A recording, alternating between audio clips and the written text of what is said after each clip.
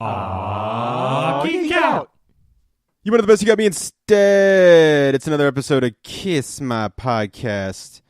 This episode, Revenge, 1992. Finally, we're going to dive into Chris Jericho's favorite album.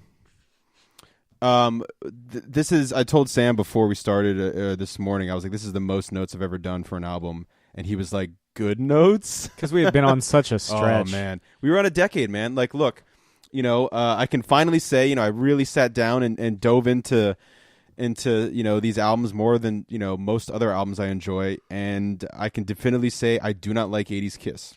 I'm not gonna revisit that anytime soon. But we made it out alive. Samuel and I made it out alive. Yeah. Yes. And our boon, our gift, so to speak, thank you, Fraser, is this album. Because it's pretty dang good, man. It's pretty dang good. And like I said, if you didn't hear already, young Samuel's back with me again. Yep. And this we'll get the information bits out of the way here because there's a lot to talk about on this album, man.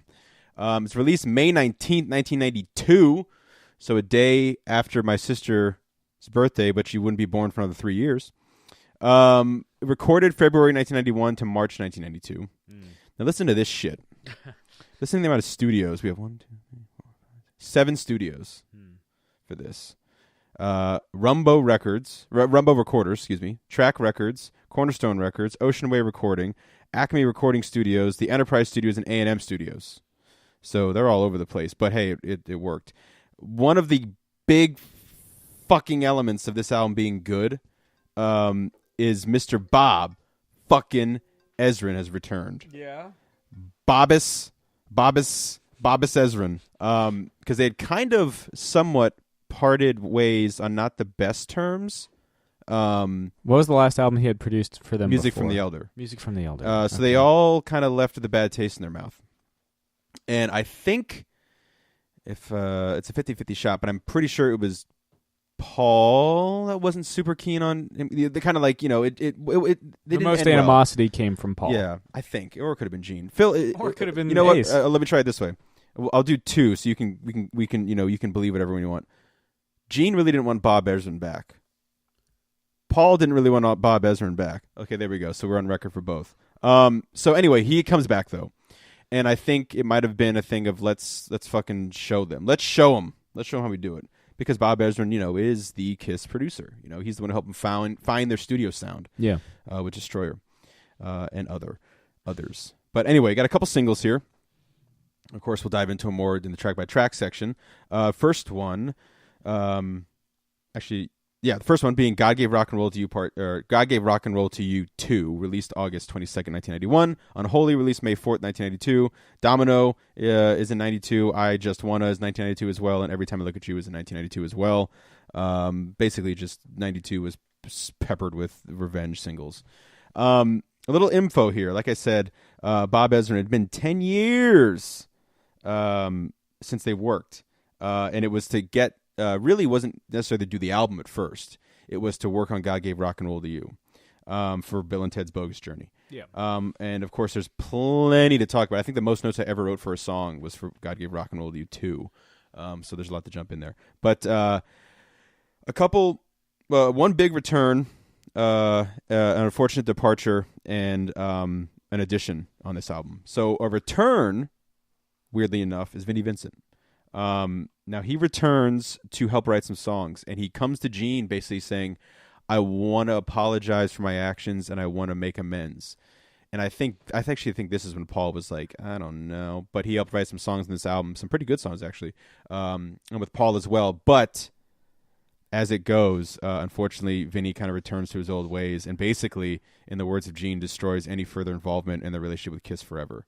And so, like we talked about last episode, unfortunately, Eric Carr passes away during the recording of this album, and that brings on the new drummer, and actually current drummer now, but we'll get into his kind of timeline of things as that unfolds. But Eric Singer, who I think is a fantastic drummer, fantastic member in the band, and seems to be a pretty all around great guy too. But again, we'll discuss more into what Eric Carr does in this album because he is featured on this album for one big song and then a great kind of tribute at the end as well. This is Kiss's first top 10 album in the U.S. since Dynasty. So 13 years. It's been 13 years since the top 10 album. And you know what's a good sign of the 80s not being good for Kiss? Dynasty came out in 1979. Yeah. So they went the entire decade. Look, it's just not for me. They're not for me, 80s.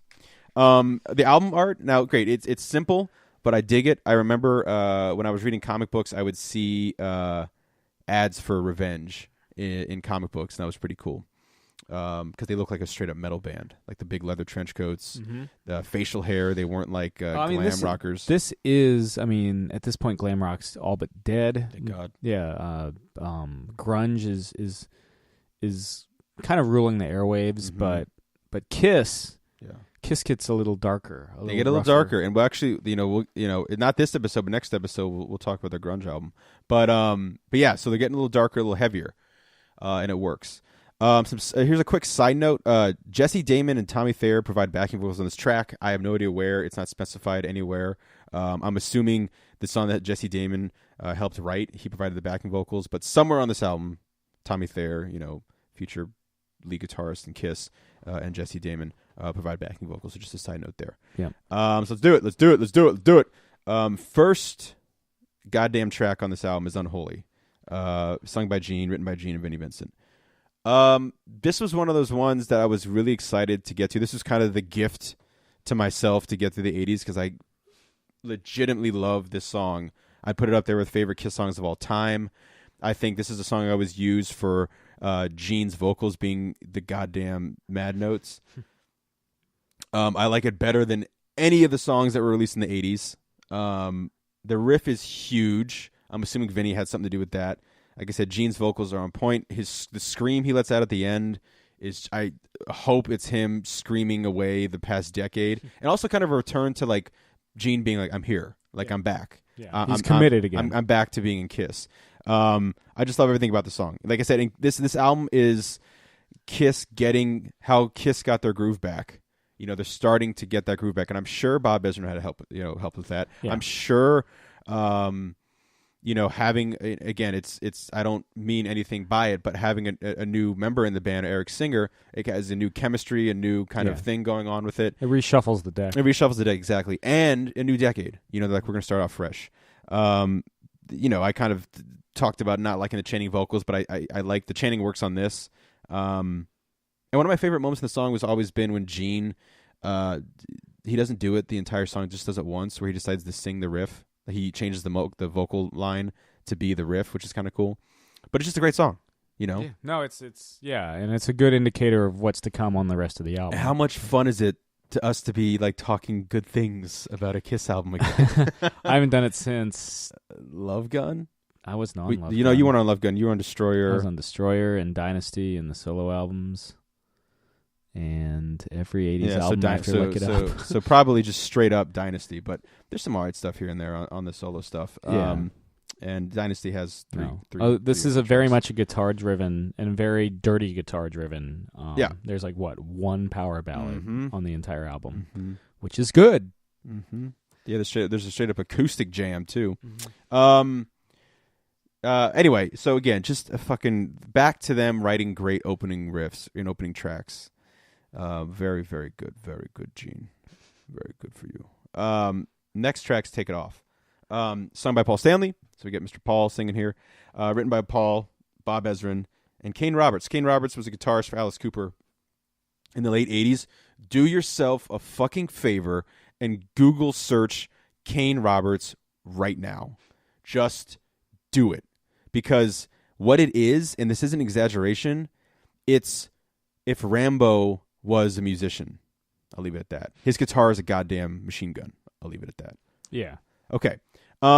Now I think again, a big thing about this being my favorite of the the Unmasked era though is the production on this album. It's got kick, it's got balls, it's got heaviness to it.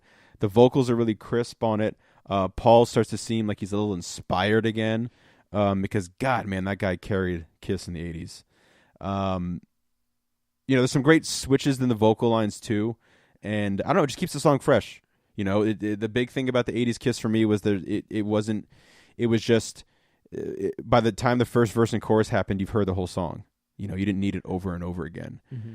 Sleazy? Oh, hell yeah. Yes. But we love sleazy here. That's kind of really, I mean, Plastercaster. It's kind of Kiss's thing, man. Yeah. Yeah, I mean, embrace it. It's Kiss's thing. Kevin Valentine plays drums in this track. He's part of the Sacred Uncredited, and we'll talk about him a little more on Psycho Circus.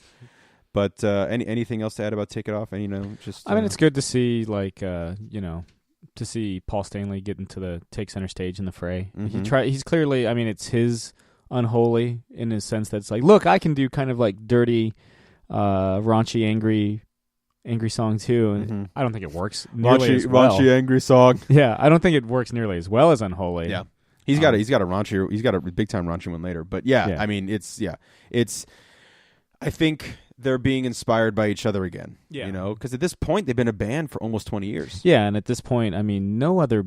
I mean, you could. There's some bands that are doing like what Kiss is doing here, but again, it's not what's leading it's not what's on top of the charts. No, that's a good point. It's not Bon Jovi. Yeah, it's not Def Leppard or Van Halen. Yeah, and of course, you know, grunge hadn't really broke big yet. You know, I mean, at this point, it's breaking. At this point, Nevermind had come out. Yeah. So okay, that's true. Yeah. So, but again, this is not grungy. So, like, it's kind of this in between thing that's happening. So, I think because its reception was mixed. It's not seen as, when it came out, as like a return to form of any style, you know.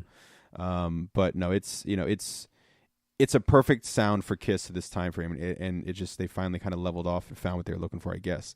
But Tough Love's the next track, written by Paul Stanley, Bruce Kulick, the lead guitar player still at the time, and Bob Ezrin, sung by Paul Stanley. This is probably, if I had to pick, like, least favorite song, it's probably this one. I don't think it's terrible. You know, I think it still would hold up to anything in the 80s. Sure. Great riffage going on. Yeah. I do kind of like the machine gun kind of rhythm that they have on the riffs. Yeah. You hear that a couple times. You do.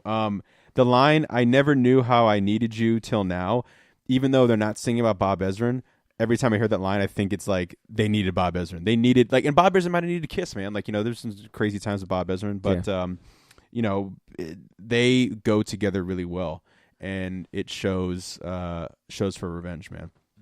Also, Bruce Kulick provides bass on this track, and like I said, the songs aren't perfect. This is, you know, this isn't. I wouldn't put this up there with the first two tracks, but it's interesting, and it's starting to show signs of life again with Kiss, and that's very exciting as a Kiss fan with this album. And it had to be for, I mean, you know, like I said, they sold a lot of albums. I'm sure the 80s, you know, obviously good to Kiss, and the fans were there, but I would think that I think they were aware. They had to be aware, and the fans must have been like, "Oh my God, thank God!" Just, you know, just no bullshit on Revenge, you know. You know, and the title itself, like, they know what they were doing. Yeah. Spit, track 4, written by Gene Scott Van Zen. He's a guy who's kind of had like a really eclectic career. Provides a lot of music and sound design for different variety of media: NBC, CBS, ABC, Batman, Justice League, and Ellen. Just to name a few. I tried to pick, like, I was like, yeah, sure, Batman, just like, Ellen, okay. But you go to his website. I mean, he's for episodes and TV and networks and all kinds of stuff, and of course work with Kiss. This one's got Paul and Gene singing. It's a more bluesy number too. It is, and the riffs are great, but that crazy Gene intro. Yeah. You know, look, I think we both agree. Gene and Paul singing together is always fun. Yeah. And luckily, this isn't the last time it happens in the album. But again, this energetic. The song's really fun, energetic. And you also get the Star Spangled Banner solo licks, like, just thrown in there for good measure. Yeah, why not? It's a wild song. I think it's one of the weaker tracks, but it's not a bad track. It's just kind of like all over the place. It is all over the place. They're just like, okay, run it back, pull it back a little bit, buddy, pull it back a little bit. But it's fun, man. And like I said, I like that weird, crazy Gene intro. And the two of them singing together, and you know, them yelling, "Take it, Bruce!" and then Bruce is like, going like a fucking nut job. The next track is the big one, man, and I think, like, rediscovering my love of Kiss, doing this podcast, this song had a lot to do with it. Of course, I've been listening to this song for years and years and years, but finally, like waking up in the morning and re-listening to an album and writing the notes and going track by track and playing it over and over again. Like, God Gave Rock and Roll to You Too is the song on this album, and maybe it's just because of this podcast that helped me fall back in love with Kiss. And it's written by Russ Ballard, who is part of Argent, who was the original band that wrote the song. Paul Stanley, Gene Simmons, and Bob Ezrin provided. They kind of modified the lyrics and sung by Gene and Paul as well. Classic call and response stuff on this one.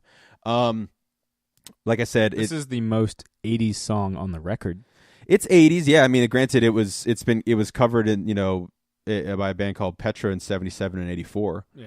And then Kiss does it in 91, technically before the album comes out. This is like a you were well-known saying thing for the soundtrack. For the soundtrack, yeah. Now, one of my favorite concert moments of all time comes from this song. When I saw Kiss live, they had the big jumbotron behind them, and they played the song. I feel like it was pretty early on in the set, which kind of surprised me. But they have so many big fucking jams, it doesn't really matter. I think they also played Let Me Go Rock and Roll really early too, which I was like, holy shit. Anyway, during the big chorus, the big, everyone's singing along, everyone's screaming along, they have all these bands in the background on the jumbotron. So they're showing the Stones, they're showing the Who, they showed Pete Townsend sliding.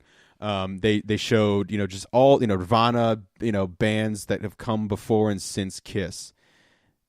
The biggest reaction almost of the entire night, though, was when they showed the Beatles on the rooftop concert. And because Paul and Gene are like, they're like Bible and like blueprint for them is the Beatles. Yeah. I feel like especially Gene. And Paul too. But I don't know, I get the vibe from Gene a lot. But they showed, it's all in slow-mo, God gave rock and roll. And it shows, it was Gene, it was Paul and John, slow-mo, like jamming. And the crowd went fucking insane. And then it shows some other bands. And then I think it ends with the Beatles and the Ed Sullivan Show. And like, oh my God, it was one of my fucking favorite moments. And it just summed up the power of this song so well. Because it's not even it's not a Kiss song technically. They might help modify the lyrics, so they do get credit for like 2. Yeah. But it's and this is a song I think that helped. Isn't that the cheapest thing, right? Just calling it Get Rock and Roll to You Too to avoid it being a straight up cover. Yeah, yeah. I mean, legally speaking, it's Kiss, man. But I mean, like I said, like this song and the music video as well. This is my favorite Kiss music video because the Kiss music video, what it does during the big chorus is it shows Kiss through the years. So they're showing all the different eras. They even show Vinny, and it's bittersweet because we know it's the last time we're going to see Eric Carr. Yeah. But like I said, this helped me really remind me why I love Kiss so much. Like, and I think it's because Kiss is at their best when they're reminding us why rock and roll is so great and why it resonates with so many people. Like Kiss on this album, but also on this song and the video, like just Paul just stomping in the puddles and stuff. Like Kiss is on fucking fire, man. And when they're on fire, in my opinion, nobody performs better. Nobody works harder than Kiss. And like I said, during the music video, you get all these moments of like Kiss as these young kids in makeup for the first time, and then it cuts back and Paul and Gene. Gene's got that great splattered, like blood splattered, it looks like a BC Rich bass. And they're 20 years older and 20 years wiser, and the only one's left, and there's 2 other members. And it just, I don't know, it just kind of sums up Kiss so well. And, like, obviously we've been hard on 80s Kiss, but it's still part of Kiss. Yeah. And it's also, I'm totally fine with Paul's spoken word section. It's so cheesy and great. I would give it a pass on that. But I think Kiss also is a living testament to the lyrics in this song. Yeah. Like, it's never too late to work 9 to 5 is such a great fucking line, whether they wrote it or not. But they're, they are living proof of that in terms of like, if you want to make it work, if you want to be the next Kiss, if you want to be a rock and roll star, you got to work your ass off, and it goes back to Kiss, like basically having a pulley system to pull Peter Criss's drum riser up because they had no money, firecrackers, and they would hire all their girlfriends and sisters to wear Kiss t-shirts in the front row because the guys would see girls in Kiss t-shirts and be like, who the hell's this band, Yeah. And like I said, it is the last time we see Eric Carr. He was too sick to play drums on the actual song, but he does play drums in the video. Yeah. At the point he had lost all of his hair, so his big famous hair. It's a wig. But he does provide. It's a really sweet moment when you listen to the song, knowing this. He does sing the line, to everyone he gave a song to be sung. So during the a cappella part, Paul is singing like, and then like Eric Carr sings this kind of great little line. He had a great voice too. And so he's kind of he's in there, he's in that snapshot for the last time. Sure. And so that's nice. But summing up the song, the video, the feel, and also Eric Carr. I just pulled this quote straight from Gene Simmons because I think it's important to mention. It's not just a cover song for a soundtrack, but a testament to Eric Carr, and I think a lot of people don't realize that. So hopefully they do now. Hopefully go watch the video, man. Don't just listen to the song. Watch the video. Like, a lot of the videos they did in the 80s were super cheese. This one is just them in a warehouse and showing Kiss through the years. It's just a great little love letter to Kiss, by Kiss, from Kiss, all that kind of good stuff. But no, I think it's kind of a turning point for Kiss too. I think it's what really helped them get Bob Ezrin back and really helped make this album a reality. Yeah. It's it's the most 80s song, probably the most, I would definitely argue, the most recognizable song to come out from Kiss. Yeah, I think it's the only one they really play from this album still. Well, honestly, would you call this the most recognizable Kiss song since they took the makeup off? That's a good question. Probably. I would think so. I mean, Lick It Up was huge. Yeah. But I think, being attached to a movie also helps. Yeah. So I think so. Yeah. And I'm totally fine with that. Yeah. No, I'm not. I'm just making the observation. Yeah. No, I know. I'm just saying. I'm totally fine with that. That definitely is the case. I think a lot of people sometimes don't realize it's Kiss. A lot of my friends they know like Rock and Roll All Night and Love Gun because of Role Models. Yeah. But they're like, oh, that is Kiss. Which is kind of cool. But yeah, no, it's rightfully, it's kind of a great song. I always like to throw it on if I'm ever having a bad day or I'm just driving home and I don't know what to listen to. I'll kind of just throw it on. It's just kind of gets you fucking going again. Yeah. Next track. Speaking of weird, Domino. This is the only song on the album, not including the Eric Carr jam, but just credited to one person, Gene. Yeah, writes it and sings it. I think the unplugged version is pretty great. I think he messes up and restarts it, but it's pretty great, pretty worth checking out. But it is definitely got a ZZ Top feel to it. Mm-hmm. I love Gene's vocals on this, almost more than I love him in Unholy, almost. Because it's kind of this, he's got a low voice. You ever hear him talk in real life? He's got a very low, booming voice, where Paul has, the more mid to high range voice. But Gene kind of lulls you into that kind of low, and then kicks into the chorus and stuff with that kind of great roar that he's got. Yeah. He also plays rhythm guitar on this track, which is kind of cool because the guitar is kind of a sexy, sleek kind of thing going on. Very, very sleazy, but like I said, we love it because it's Gene. And I really like the song a lot. It's one of my favorite songs on the album. I just think it because it doesn't really sound like Kiss. You know what I mean? It sounds like Gene, which kind of makes sense because he's the sole guy on it and he plays rhythm guitar as well. But it's cool, man. Like I said, the ZZ Top feel, sure. Throw. I mean, I don't know if Gene was on a kick or whatever. Yeah, but it's one of my favorite. Gene helmed. Really, just one of my favorite songs on the album. It's certainly one of my favorite Gene helmed songs on the album. Yeah, it's cool, man. It was one of my favorite ones when I was listening track by track this morning. I was like, oh yes, Domino. I hadn't listened to Domino in a while, and it's fun, man. It is. There's a lyric in there. See if you can find it. That's super creepy, but we'll leave it at that. Heart of Chrome. Interesting title. Heart of Chrome for me is what's track 3 again? The Tough Love. Yeah. It kind of has the same kind of machine gun kind of guitar intro, the palm muted riff. Yeah. I think that's Vinnie Vincent. Yeah. I think it works better. He's not playing, but his. I don't think it works as well on Heart of Chrome, but I mean I always like that kind of riff. So yeah, it's cool. Would you say even the weakest songs on here you like better than 80s Kiss? Yeah, this is a great album. This is a great late '80s, early '90s kind of rock album. Mm-hmm. It just has that feel. Yeah. Written by Paul, Vinny, and Ezrin, and sung by Paul. I feel like there's a lot of '80s Kiss on this one. For some reason, it reminded me a lot of '80s Kiss. Like I said, which isn't horrible. It just reminds me of '80s Kiss. Really strong vocals from Paulus Stanleus. And like you were saying, some really cool progressive type guitar riffage going on there. It's who does Cult of Personality?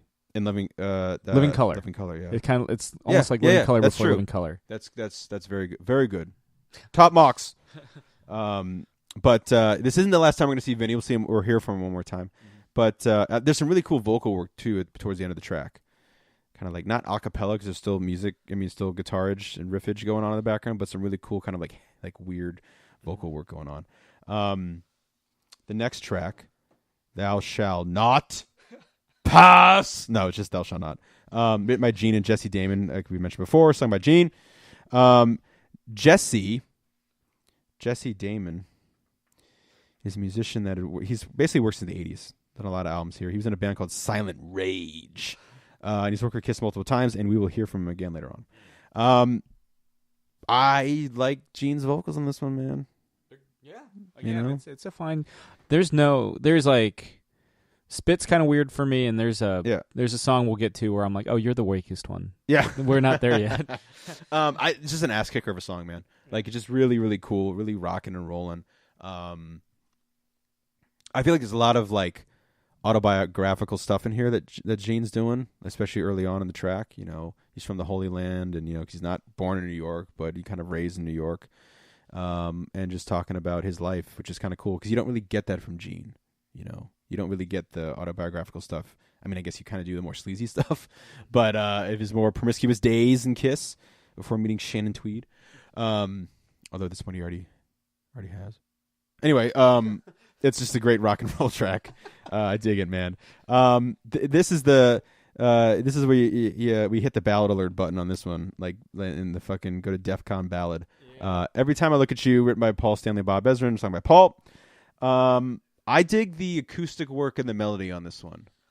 On some level, it does break up the monotony. It definitely does. It does it like it's weird that it does it so close to the end. Yeah, there are songs that kind of blend together. If there's one knock I have to say about Revenge as a whole, it's that some of the tracks you're like, which one is that? That kind of sounds like this and that.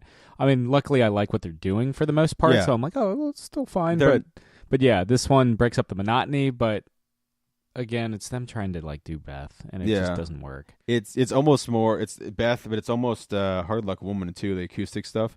But which you can never top that shit. But yeah, I mean, again, the songs are great, but they're not iconic enough to be like like you're saying. Sometimes is that riff from this song? Is that line?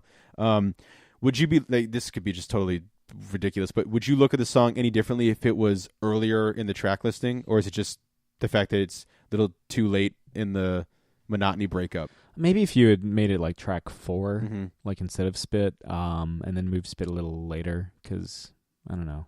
Spit and Domino back to back. Those are just the weirdest talking songs. But I mean, that was the one kind of thing I thought about with this one, because Paul, like we've said a million times, even in the 80s, can do the ballad stuff really well. Paul pulls back smartly on this with the vocals. He's not doing the big, huge, bombastic wails and screams. He's doing, ballad Paul. Dick Wagner, who also worked with Alice Cooper and Lou Reed. He unfortunately passed away in 2014, but aside from being a well-respected, talented musician, also was a guy who did a lot of great charity work. I was reading about using his musicianship to really help better a lot of people's lives. He provides a guitar solo on this track, and Bruce Kulick plays bass. But I think it's again, it's good. It's fine. It's pretty good. It's Ezrin and Paul work well together. They're a good songwriting team. And like I said, Bob knows Kiss. It's probably, I think, outside of any member of the band, knows Kiss better than anyone. Maybe even than some of the members. You know what I mean? Definitely, he knows Paul and Gene better than probably anybody else. Yeah. Because at this point, their relationship lasted longer than Peter or Ace. Yeah. Peter and Ace, if you think about it, have been out of the picture. I mean, Peter, he's been out for well over a decade. Yeah. And Ace is not that far behind. Almost a decade, at this point. And the funny thing is they're about to pop back into it in a couple of years. Yeah. Paralyzed is the next track, written by Gene and Bob Ezrin, sung by Gene. This does break you out of the soft beauty of the previous ballad. Gene brings some big riffage. Paul provides some vocal harmonies. I guess he's not credited as a vocalist on this, but you can hear Paul singing on this one. And that's cool. They sing well together, work well together. Someone we haven't been praising enough on this album, Eric Singer's drums. Yeah. Eric Singer is just a fucking beast of a stud of a beast through the entire album, and this is no different on this track. Some really great drum stuff on here, great guitar work as well. But a good song, good rock and roll song. But not quite the last track, because we have a tribute after this one. But I Just Wanna, sung by Paul Stanley, written by Paul Stanley and Vinnie Vincent. So you get a classic Kiss opening. Strong Paul vocals. The band is firing on all cylinders. On the entire album. But they're kind of having fun on this. This is the last time, at least track. In terms of track listing, I don't know if this is necessarily the last song he helped write with Kiss, but this is the last time we hear from Vinnie.